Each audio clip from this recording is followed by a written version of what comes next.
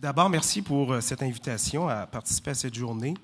Alors, mon objectif aujourd'hui est vraiment de présenter les grandes lignes d'une recherche réalisée concernant la loi 51, donc la loi du livre, et donc le deuxième volet, donc les relations entre le livre et le numérique au Québec et ailleurs. Alors, il s'agit d'une recherche financée, commanditée par le ministère de la Culture et des Communications, et j'en profite pour remercier M. Simard qui est dans la salle et qui me suivra tout à l'heure. D'entrée de jeu, il est très important de préciser que cette recherche déborde et est beaucoup plus large que la question du prix réglementé. De fait, le mandat de cette recherche-là m'a été demandé et octroyé avant le changement, en fait, quelques mois avant le changement de gouvernement. Donc, la recherche est beaucoup plus large. Elle concerne l'ensemble de la loi 51, l'ensemble du numérique, mais bien évidemment, la question du prix réglementé en fait partie. Ne serait-ce que parce que le fait que tous les acteurs que j'ai rencontrés, bien évidemment, m'en ont parlé. Donc, il s'agit aujourd'hui vraiment de la première activité publique associée à cette recherche. Le rapport a été remis en février dernier au ministère. Il est actuellement décortiqué par les gens, par l'équipe du ministère. Il est approprié actuellement par l'équipe du ministère. Donc, il n'est toujours pas public, mais il le sera bientôt. Alors, je ne pourrai bien évidemment, compte tenu du peu de temps qui m'est accordé, passer vraiment dans le détail de ce rapport qui fait tout de même plus de 500 pages. Il contient 92 recommandations très précises. Il concerne tous les acteurs de la chaîne du livre, tout l'écosystème du livre au Québec. Alors, je vais en laisser plusieurs sur leur appétit, mais je vous le rappelle, il sera disponible bientôt publiquement. Et bien évidemment, l'ALQ et d'ailleurs toutes les associations qui ont aussi participé à cette recherche seront bien évidemment avertis lorsque ce sera disponible. Donc, je vais vraiment mettre l'accent sur les objectifs de l'étude, sur la stratégie méthodologique qu'on a mis de l'avant, sur les différentes parties du rapport et j'aborderai également à la fin quelques grandes conclusions générales. Donc, quelques rappels assez rapides parce que vous connaissez tout cela. La loi 51 a 3 objectifs. D'abord, l'établissement d'une infrastructure professionnelle, commerciale et industrielle qui reflète la spécificité culturelle du Québec, qui préserve son héritage culturel et qui soit de qualité concurrentielle en créant des conditions économiques favorables pour les entreprises du secteur du livre. Deuxième objectif, la diffusion de la littérature québécoise, l'expansion des marchés existants et la création de nouveaux marchés, notamment par le biais des politiques d'achat. Et troisième objectif, l'accessibilité physique et économique du livre partout sur le territoire et dans tous les milieux, en contrant les abus possibles, tabelles et remises, notamment par l'implantation d'un réseau de librairies agréées partout au Québec et par une stabilisation ou une augmentation modérée du prix du livre. Alors, par rapport à ces objectifs, quels volets nous avons mis de l'avant? Donc, essentiellement, 2 volets ont été examinés. Le premier consiste à évaluer la loi du livre et ses règlements afférents, en établissant notamment si la loi a eu les effets escomptés, si les objectifs poursuivis par le législateur ont été atteints et si la portée de la loi est toujours adéquate aujourd'hui.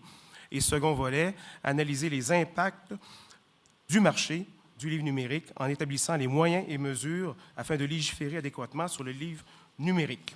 Donc, il s'agit ici, dans ce deuxième volet, d'établir, au regard de la situation actuelle, des connaissances dont nous disposons, à la fois statistiques, mais aussi connaissances des gens du milieu, des acteurs même du milieu, si les outils politiques, législatifs sont adéquats, si les objectifs sont toujours pertinents, si les moyens pour y parvenir aussi sont encore les plus efficaces, et si de nouveaux objectifs ou autres moyens devraient s'ajouter ou se substituer à ceux déjà existants.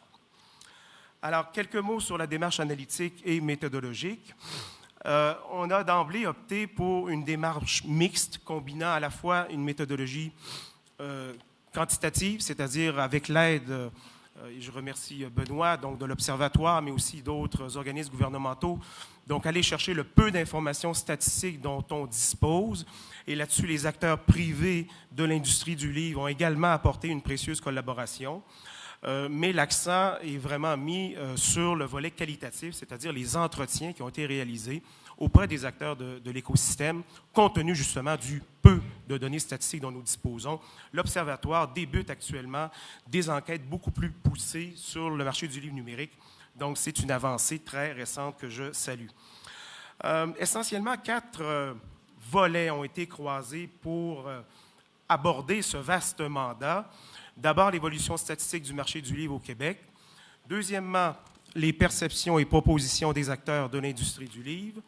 Troisièmement, une revue de la littérature scientifique qui émerge, qui est très anglo-saxonne, mais qui, et je vais en parler notamment dans un instant, commence vraiment à pointer des éléments extrêmement intéressants sur le plan conceptuel pour mieux comprendre, mieux interpréter les changements, mutations en cours.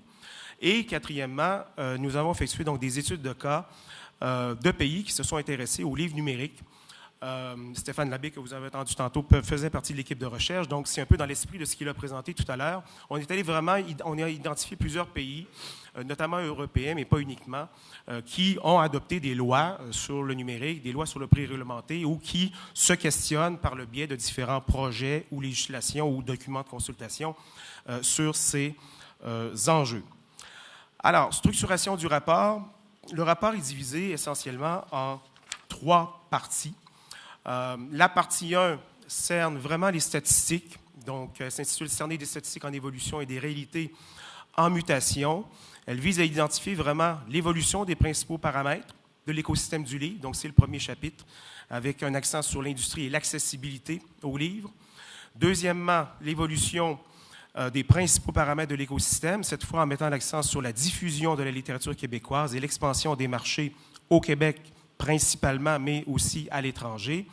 Et finalement, le troisième chapitre, le marché du livre numérique et de la vente en ligne avec des données, je dirais encore extrêmement fragmentaires, compte tenu du peu de statistiques dont nous disposons. La deuxième partie concerne l'analyse des entretiens qualitatifs, donc des entretiens auprès des acteurs de l'écosystème. Alors, les entretiens ont été réalisés vraiment avec tous les intervenants de l'écosystème, donc des écrivains aux libraires, en passant par les responsables de bibliothèques, distributeurs, éditeurs, etc. Des spécialistes aussi ont été rencontrés. En tout, c'est près de 43 personnes donc, qui ont été rencontrées, rejointes, incluant évidemment tous les représentants des principales associations. Et cette partie-là contient 7 chapitres. Le premier propose vraiment la synthèse générale de l'ensemble des entretiens, donc une analyse transversale et horizontale, et les 6 autres déclinent les positions et les avis recueillis par chacun des types d'acteurs, des écrivains aux responsables de bibliothèques. Partie 3, le livre numérique et l'écosystème du livre à l'échelle internationale, état des lieux. On voulait évidemment aller voir ce qui se passe ailleurs. Le Québec n'est pas dans un vase clos. On s'inspire beaucoup, on écoute en tout cas ce qui se passe en France. Mais d'autres pays, M. Husson l'a évoqué, l'Espagne, l'Allemagne. On a regardé aussi les pays scandinaves, la Finlande, la Suède, le Danemark ont proposé des choses récemment sur notamment le livre numérique, le prêt numérique en bibliothèque. Donc, on est allé décortiquer, analyser tout ce qu'ils suggéraient et notamment leur définition du livre numérique. Il y a 1001 définitions actuellement et dans les recommandations, je propose ma propre définition et je dirais une synthèse qui pourrait, à mes yeux, être applicable dans le cas québécois. Donc, la partie 3 contient une revue de la littérature scientifique qui traite des éléments suivants. Les définitions du livre numérique, l'autopublication, et on pourrait ajouter ici l'autodiffusion, la question des prix, la question des enjeux technologiques, la question des acteurs institutionnels, les droits d'auteur, les impacts sur le lecteur et la lecture, et, dernier aspect sur lequel j'aimerais développer davantage ici, les questions d'intermédiation, désintermédiation et réintermédiation. Ces concepts-là, je les travaille beaucoup depuis quelques années, notamment à partir du cinéma et puis maintenant dans le secteur du livre. L'idée ici, essentiellement, c'est qu'une filière, une chaîne, un écosystème, j'aime mieux parler d'écosystème parce que la filière fait vraiment linéaire de A à Z, alors qu'avec le numérique, on est dans la circularité, dans le circulaire plutôt que le linéaire. Donc, l'écosystème, il est composé de différents acteurs et de différents intermédiaires. Et chacun, quelque part, est l'intermédiaire d'une autre personne, d'un autre acteur. Et lorsqu'il arrive des transformations, des bouleversements, évidemment, principalement dans le milieu culturel, technologique, mais aussi qui accompagnent cela des bouleversements économiques, bouleversements des modèles d'affaires, il y a des changements, il y a des transformations, des mutations au sein même des intermédiaires. Alors, le concept d'intermédiation, j'ai beaucoup entendu parler depuis ce matin, la médiation, c'est un peu le même esprit, mais vraiment à l'échelle des acteurs eux-mêmes. La réintermédiation, c'est un acteur qui était déjà présent dans un écosystème et qui, compte tenu des bouleversements en cours, doit se réinventer, doit retrouver, doit recréer sa place dans l'écosystème, développer de nouvelles stratégies, développer une nouvelle connaissance de ce secteur-là, une nouvelle cognition de ce secteur-là, de nouvelles façons de penser le secteur en question pour se transformer lui-même et être actif à cet égard-là. L'intermédiation, elle, c'est l'arrivée d'un nouvel acteur qui était totalement absent par le passé de l'écosystème en question.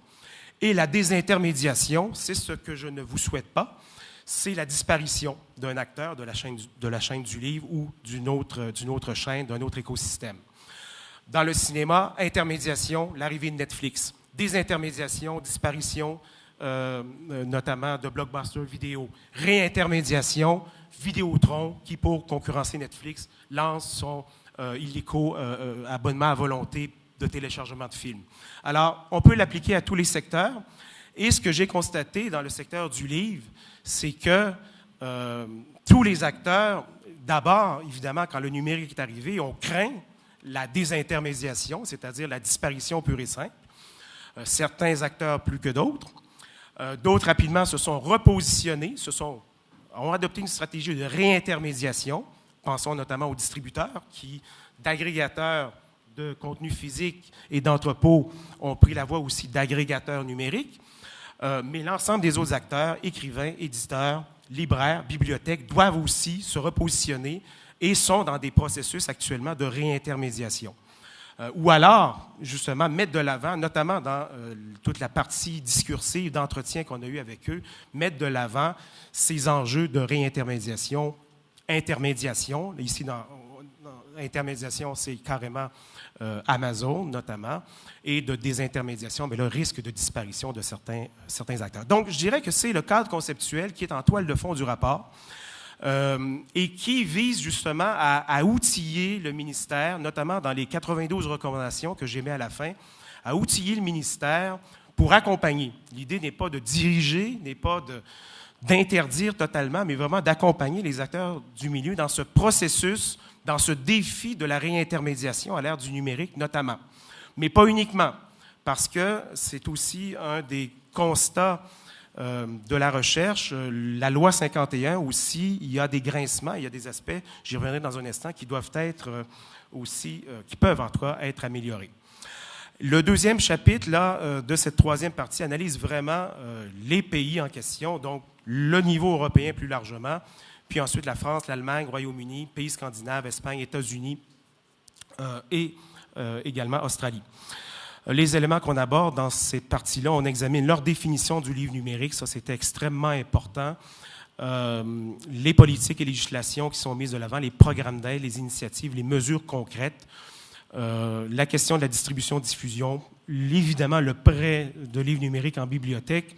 Très rapidement, dès le début de la recherche, on a senti que cette question du prêt numérique était un enjeu important. Relations entre éditeurs, distributeurs, bibliothèques, prêt numérique, etc. Quel modèle prendre? Donc, on est allé voir, on est allé creuser ce que les autres pays faisaient et proposaient. Et évidemment aussi les questions territoriales dont M. Husson a rapidement parlé tout à l'heure. La conclusion, vous allez retrouver là un chapitre synthèse qui demeure trop long, mais quand même qui fait la synthèse de l'ensemble des 400 pages précédentes et les 92 recommandations, qui, elles, sont vraiment très précises, de 1 à 92, et vraiment séparées selon des secteurs précis. Une première partie sur la loi 51 et une deuxième partie sur le numérique. Il y a aussi 2 annexes au rapport. Une annexe qui pourra être, je crois, assez utile, qui fait de façon très synthétique l'historique de l'ensemble de l'intervention du gouvernement québécois, mais aussi des commissions qui ont eu lieu, des rapports qui ont été déposés à partir des années 50-60, le rapport Cloutier ensuite, début 70, etc., jusqu'à la dernière commission sur le prix réglementé. Donc, il y a là vraiment l'historique. Et on voit effectivement que les enjeux, en fait, reviennent constamment. Et finalement, la dernière annexe, c'est le questionnaire qui a été utilisé pour pour les entretiens semi-dirigés. Alors, un aperçu très sommaire concernant la loi 51, il y a vraiment un consensus. Elle a eu des effets extrêmement positifs. Elle a structuré le milieu professionnellement, institutionnellement et, effectivement, comme M. Husson l'a souligné, géographiquement. Ça, elle n'est pas remise en question par tous les acteurs, sauf peut-être un. Donc, c'est vraiment minime dans l'ensemble des près de 50 personnes qu'on a rencontrées. Il y a un consensus là-dessus. Et les entretiens, justement, le confirment aussi, et les statistiques le confirment aussi. Il y a, quand on prend sur les 30 dernières années, donc les 33, en fait, depuis la loi 51, il y a une augmentation très importante du nombre d'éditeurs, du nombre de lecteurs, de l'ensemble des autres acteurs, du nombre de libraires, etc. Bon. Donc, globalement, c'est très positif. Là où les éléments sont peut-être plus problématiques, c'est vraiment dans la période, je dirais, plus récente. Et là, toutes les statistiques qu'on a récoltées le montrent très bien. Les librairies indépendantes sont déclinantes, notamment dans les régions. Ça aussi, c'est un aspect important de la recherche. On a modulé notre enquête selon les différents types de régions, notamment les 4 types de régions que mon collègue Fernand Harvey a identifiées comme régions culturelles, donc centrales, satellites, intermédiaires et périphériques ou éloignées, qui est d'ailleurs la typologie reprise sous une autre appellation par le ministère de la Culture, mais les librairies indépendantes sont vraiment déclinantes dans les régions centrales et satellites. Donc, elles se maintiennent en régions plus éloignées, mais dans le cœur, vraiment, là, c'est problématique. Et le nombre de lecteurs aussi est en baisse, et on en a entendu parler ce matin aussi. Les grands lecteurs lisent de moins en moins. Les revenus des bibliothèques sont assez régulières dans les régions centrales et périphériques, mais extrêmement fluctuantes dans les régions intermédiaires et satellites éloignés, avec vraiment des courbes très drastiques d'une année à l'autre. Donc, très difficile pour les libraires au niveau de leur relation avec les collectivités à cet égard-là. Donc, il y a un ensemble comme ça d'éléments qui amènent plusieurs interrogations. On constate aussi des baisses importantes pour plusieurs bibliothèques. Plusieurs individus déclarent ne jamais aller à la bibliothèque ni à la librairie de leur quartier ou de leur ville. Le nombre moyen de livres lus est en baisse. Et ce que ça veut dire globalement, c'est que selon les régions, c'est extrêmement différent. Et une politique du livre doit donc être flexible, modulable, selon les régions et non mur à mur. Et ça, c'est extrêmement important parce que la loi 51, dans son état actuel, est vraiment une loi nationale, mais je crois qu'il faut vraiment développer des stratégies beaucoup plus modulées parce que les réalités ne sont vraiment pas les mêmes, ne serait-ce qu'entre Gaspé et une ville intermédiaire. Peut-être que les choses sont mieux à Gaspé que dans cette petite ville intermédiaire. Donc, ce n'est pas l'éloignement qui pose problème à cet égard-là. C'est d'autres facteurs beaucoup plus locaux. Donc, ça, c'est un enjeu important des politiques culturelles. On souligne beaucoup que la loi est d'abord peu connue. Elle est connue par vous, par les acteurs professionnels, mais en dehors de ce cercle-là, elle est assez peu connue, notamment de la part des commissions scolaires, de la part des écoles primaires, secondaires, où là, ce réflexe de s'approvisionner auprès des librairies locales n'est vraiment pas du tout là, sauf exception, encore une fois, où on s'approvisionne largement à Montréal et dans d'autres centres, ou même à l'extérieur. Donc, méconnaissance de la loi, il y a aussi beaucoup de bénévoles dans les écoles scolaires, c'est un autre aspect. Méconnaissance aussi de la part des municipalités et également peu de contrôle lié à la loi. On souligne que la loi, elle est très forte, elle lie l'agrément à toute une série de conditions, mais que malheureusement, le ministère n'a pas les moyens de contrôle de cette loi concrètement. On souligne, et ça, tous les auteurs, même les libraires l'ont évoqué, des problèmes au niveau, et je vais plutôt mettre l'accent sur les librairies, puisqu'on est à la LQ aujourd'hui, que certaines librairies indépendantes sont mal équipées, peu équipées sur le plan informatique, à la fois en termes de site web, mais aussi de système de facturation. Donc, on entend parler, j'entends depuis ce matin parler de mutualisation, etc. Ça fait partie de mes recommandations. Il y aurait un accompagnement là que le ministère, d'autres acteurs pourraient apporter sur la mutualisation des services au niveau des questions informatiques, mais aussi au niveau du transport. C'est aussi dans mes recommandations. Les statistiques circulent mal, elles recommencent à circuler, c'est ce qu'on vient de me dire, mais le ministère, l'Observatoire ont beaucoup de difficultés à recueillir des statistiques de base. Donc ça aussi, il y a une question, je dirais, d'éthique et de responsabilité des acteurs du milieu, qu'en retour de l'agrément, il faut vraiment fournir les statistiques de vente et autres entrées. Concernant le livre et le numérique, maintenant, bon, là, les positions sont un petit peu plus nuancées, je dirais, opposées. Certains disent que c'est beaucoup trop tôt, notamment dans le cas québécois, pour légiférer sur le numérique. On est effectivement, là, moi, dans le rapport, vous allez voir des chiffres entre 1, 2, parfois 3 %. Benoît va bientôt avoir des chiffres plus récents, mais on est vraiment loin des États-Unis. Donc, certains craignent que ce soit trop hâtif, alors que d'autres veulent vraiment qu'on y aille immédiatement pour éviter, bien entendu, que des Amazon ou d'autres prennent justement ce rôle de nouvel intermédiaire dans l'écosystème. Dans mes recommandations, moi, je propose qu'on y aille le plus rapidement possible et notamment de prendre, évidemment, la porte ouverte par la législation qui est proposée concernant le prix réglementé pour bien évidemment inclure le numérique dans ça et donc une définition du livre numérique, ce qui permettrait déjà de poser le terrain et d'avoir déjà une définition du livre numérique dans la loi.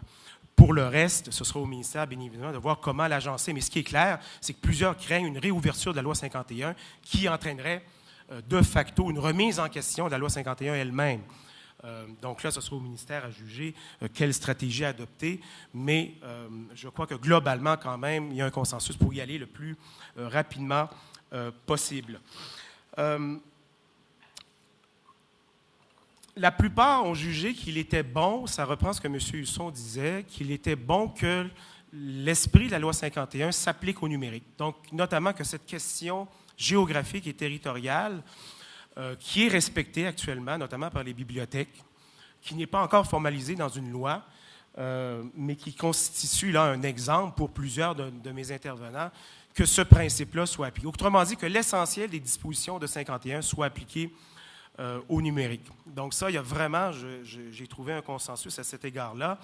Concrètement, comment y arriver? Je donne des pistes dans les recommandations au ministère. Là, ensuite, ce sera à toute l'équipe juridique, notamment du ministère. Je crois qu'ils s'arrachent les cheveux actuellement là-dessus, mais à voir concrètement comment l'incarner. Mais je crois qu'il est possible de le faire. La question, et je crois que l'exemple français du prix unique le montre aussi, en adoptant ce principe que ce qui est déterminant, c'est le clic de l'acheteur qui est important et non pas le clic de l'entreprise à l'extérieur du pays qui envoie le produit en tant que tel, qui est important. On verra comment ça se déroule avec les normes européennes et autres, mais ce principe-là est possible juridiquement. Donc, pour l'aspect territorial, je crois qu'il y a des possibilités là qui sont importantes et ça rejoint des préoccupations que vous avez exprimées. Là-dessus, plusieurs ont manifesté qu'ils craignaient beaucoup la désintermédiation des libraires. Les estimant peut-être mal adaptés, Rue des libraires, on l'a entendu ce matin, est mis comme exemple d'une réussite, quoique certains disent que c'est parfois difficile d'acheter, etc., comparativement évidemment à des clics on demand comme Amazon ou d'autres. Mais vraiment, les petits libraires là, de quartier, là, plusieurs craignent. Et certains petits libraires me l'ont exprimé d'ailleurs eux-mêmes. Faute de ressources, on l'a entendu ce matin, Madame, je crois que c'est Lachapelle qui parlait justement, on a besoin de ressources, de médiation, de comprendre ces outils techniques-là. Ça a été un élément qui a été évoqué et évidemment, ça fait partie de mes recommandations. Je n'aborderai pas les définitions du livre numérique. On rentrerait dans... Parce que là, en effet, vous allez manquer de temps. Dans des détails, et je manquerai de temps de toute façon.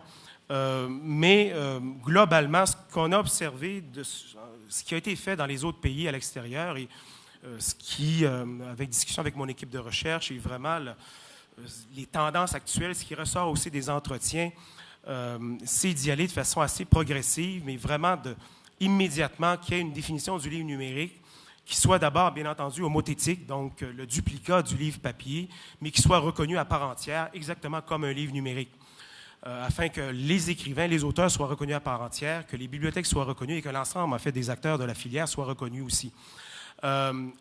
Et en laissant la porte ouverte dans la définition à un élargissement, évidemment, du livre homothétique vers ce qui est un domaine en pleine expansion, qui n'est pas encore vraiment arrivé au Québec, mais le livre enrichi, le livre multimédia, les autres supports qui vont, et même ce qui commence à émerger, le livre dans lequel le lecteur lui-même devient aussi un créateur. Là, on est vraiment dans la circularité. Et de laisser donc la porte ouverte à ça dans la définition du livre numérique. La plupart des pays européens, c'est la position qu'ils ont adoptée, en France notamment, mais en Espagne aussi. L'Espagne a une définition beaucoup plus simple que celle des Français, l'Allemagne aussi. Donc, on va voir qu'est-ce qui va se passer de ce côté-là, là-bas. Mais c'est ce qui est proposé dans les recommandations. Donc, finalement, c'est un peu l'esprit de ce rapport, c'est de réfléchir avec le ministère, d'outiller le ministère et, je dirais, l'ensemble des acteurs, comment accompagner l'écosystème dans ce défi actuel de la réintermédiation à l'ère du numérique, mais je le répète, c'est une réintermédiation aussi qui concerne le livre papier.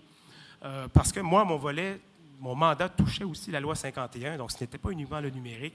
Et je suis tout à fait d'accord avec le commentaire de ce matin. On met beaucoup l'accent sur le numérique, mais pour moi, l'accompagnement des deux est impératif. J'en parlais avec Benoît tout à l'heure. Il y a un tassement actuellement de la vente de livres numériques aux États-Unis. Il y a des recherches qui sortent aux États-Unis très récentes qui montrent que le livre papier demeure extrêmement important pour ceux qui consomment majoritairement du livre numérique. Donc, on ne fait pas affaire à des révolutions, il y a des transformations, des mutations. Voilà pourquoi j'aime mieux l'expression de réintermédiation qui sont à l'œuvre. Et donc, je le répète, le ministère est en train actuellement de digérer, de s'approprier le rapport, mais il sera très bientôt public, donc vous pourrez le consulter, on vous avertira. Je vous remercie.